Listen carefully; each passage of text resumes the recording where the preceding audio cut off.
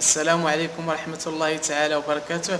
بداية أود أن أشارككم يا أحبائي في هذه اللحظات السعيدة فرحة نزول أول الغيث ببلادنا يوم أمس الأربعاء، فنسأله تعالى أن يجعلها صيبا نافعا، وأن يجعلها أمطار خير وبركة، وأن يعم بنفعها البلاد والعباد، اللهم آمين يا رب العالمين. أما بعد، فهذه تهنئة خاصة مني ومن جميع أهلي وساكنة دواوير جماعة الطيب إلى الأخ رشيد الفايق بمناسبة حصوله على مقعد برلماني بالدائرة الجنوبية هنا بفاس.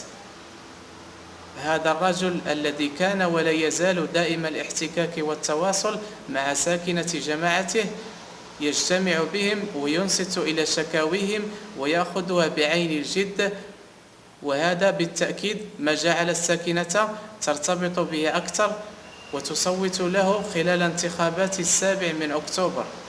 فهنيئا لنائبنا البرلماني، ومتمنيا له دوام التوفيق والنجاح إن شاء الله في مهامه الجديدة، آملا في الوقت ذاته أن تشهد جماعتنا خلال الفترة القادمة إن شاء الله إطلاق سلسلة مشاريع تنموية قد تساهم في تنمية الجماعة ككل، فمزيدا من التقدم والنماء والازدهار لهذه الجماعة التي تستحق كل الخير. وإلى حين أن نلتقي خلال لقاء آخر وموعد جديد، تقبلوا مني يا أصدقائي خالص تحياتي الصادقة، واستودعكم الله الذي لا تضيع ودائعه، والسلام عليكم ورحمة الله تعالى وبركاته.